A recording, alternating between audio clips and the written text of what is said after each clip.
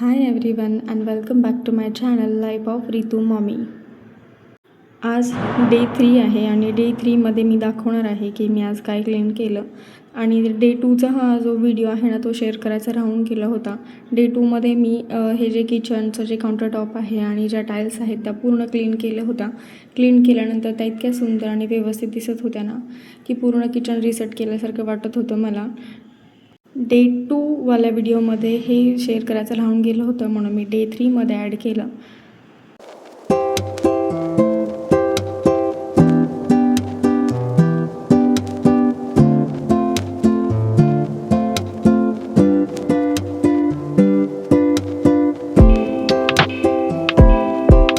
Next day आम्हाला जेजुरीला जायचं होतं आणि त्यासाठीच मी माझ्या भाचीला बोलवून घेतलं होतं.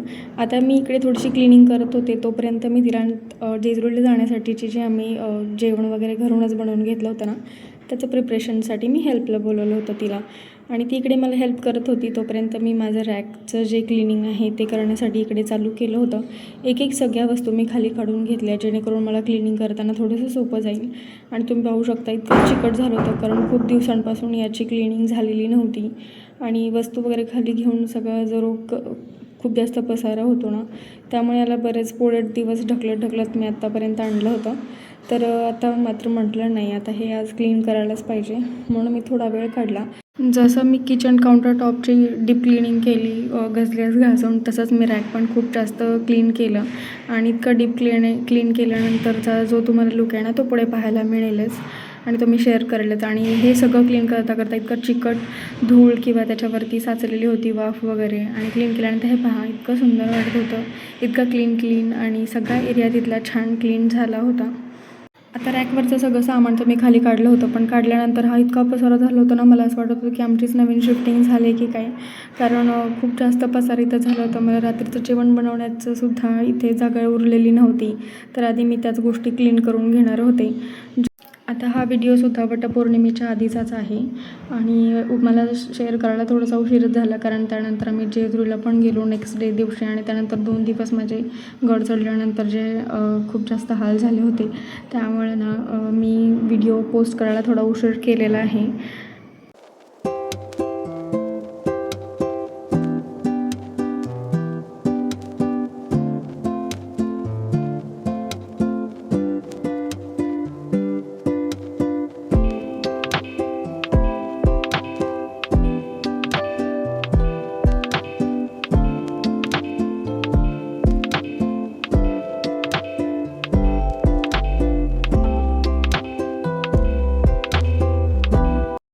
त्यानंतर एक गोष्टी आवरायला घेतल्या आणि सगळं असं व्यवस्थित माझं सगळं सामान पण लावून झालं. जेजुरीला जाताना आम्ही जेवण मात्र घरूनच बनवून घेतलं होतं कारण माझा भाचा आणि रितू दोघंही थोडे आजारी होते आणि त्यांना सर्दी आधी झालेली होती. तर मला असं वाटलं की जर बाहेरचं अजून जेवण वगैरे केलं तेलकट तर अजून जास्त आजारी पडतील आणि मग यांच्या स्कूलचं वगैरे काही खरंच नाही म्हणून मी घरूनच जेवण बनवून घेतलं होतं आणि त्यामध्ये मला अंकिताने खूप जास्त हेल्प केली होती. थोडासा वेळ आणि थोडी मेहनत दिली ना तर सगळं घर चमकून निघायला काहीच वेळ लागत नाही. मला तरी असं वाटतं की थोडी रोज क्लिनिंग कशाची केली ना तरी पण पूर्ण घर चमकतं आणि अचानक असा कोणत्याही म्हणजे सण आलाय वगैरे याचा ताण आपल्यावरती येत नाही. वरवर अशी क्लिनिंग करत राहिली की मनही शांत राहतं आणि अचानक ताण पण येत नाही.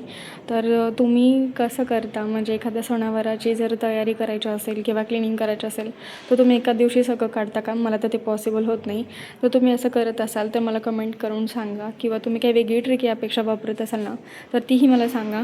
आता मी प्रत्येक दिवशी एक कॉर्नर किंवा जी भिंत आहे ना ती चूज केली कारण की माझ्याकडे सकाळ संध्याकाळचा स्वयंपाक पण बनवायचा होता म्हणूनच. आता एकीकडे माझं किचन रिसेटचं काम चालूच होतं आणि दुसरीकडे मी अंकिताला काम दिलं होतं ते म्हणजे की तिखट पुऱ्या बनवण्याचं आणि आम्ही दोघींनी मिळून तिखट पुऱ्या पण बनवून घेतल्या आम्हाला जेजुरीला जाताना खाण्यासाठी. या तिखट पुऱ्या इतक्या छान झाल्या होत्या ना मी तुमच्याशी शेअर नाही केला तो व्हिडिओ. जर तुम्हाला पाहिजे असेल तिखट पुऱ्याच्या रेसिपीचा व्हिडिओ तर तुम्ही कमेंट मला करू शकता मी शेअर करेन. आणि या कुरड्या वगैरे ज्या आहेत त्या माझ्या सासूबाईंनी इतक्या छान पद्धतीने पॅक करून माझ्यासाठी पाठवल्या होत्या. जेव्हा तुझे पप्पा गावी गेले होते त्यावेळेस त्यांनी त्यांच्यासोबत बॉक्समध्ये एकदम प्रॉपर अशा फुटणार नाही तुटणार नाही अशा अवस्थेमध्ये इतक्या छान पॅक करून दिल्या होत्या ना मला. त्यात आता मी एक एक क्लीन करून डबे वगैरे त्याच्यामध्ये भरून ठेवलं, कारण मग ते खराब होतात. लास्ट टाईम माझ्या बऱ्याच कुरड्या आणि बऱ्याच ह्या पापड्या वगैरे असतात ना त्या खराब झाल्या होत्या. मी त्याला नीट स्टोअर केलं नव्हतं म्हणून त्या खराब झाल्या होत्या आणि मला त्या फेकून द्याव्या लागल्या. त्यामुळे मी आता यावेळेस मात्र खूप छान पद्धतीने एकदम क्लीन करून सगळं भरून ठेवलं. आता वर्षभर तरी या कुरड्या पापड्यांचं टेन्शन नाही आहे. इतक्या छान पद्धतीने मी त्यांना स्टोअर करून ठेवलं.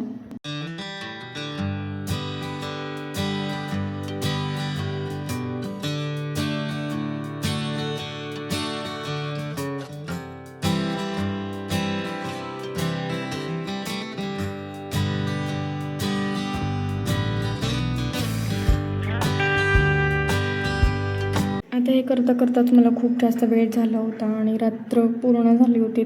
तर मग मी आता ग्रोसरी पण भरून घेतली. जे मी लास्ट काही एका मोठ्या ब्लू बॅगमध्ये हे सगळं सामान भरून ठेवलं होतं ना, ते सगळं मी खाली टाकलं आणि बरोबर ग्रोसरी पण भरून ठेवली. जेव्हा आपण सामान वगैरे आणतो ना आणि त्यानंतर हे सगळं व्यवस्थित असं कंटेनर्समध्ये वगैरे भरून ठेवतो, त्यावेळेस ना घरातला तरी निम्मा पसारा म्हणजे किचनमधला तरी निम्मा पसारा कमी होतो. कारण ते बॅग्स वगैरे माझ्या किचनमध्ये ऑलरेडी जागा नाही आहे स्टोअर करायला आणि मग माझ्या किचनमध्ये तर खूप जास्त पसारा दिसतो. त्यामुळे हे वेळच्या वेळी कामं केलेलीच परवडतात. आता हे सगळं भरून झालं की आम्ही लगेच जेवण वगैरे करून घेतलं. जेवण झाल्यानंतर ही खूप सगळी भांडी पडली होती ती पण करून घेतली आणि भेटूयात आपण नेक्स्ट व्लॉगमध्ये.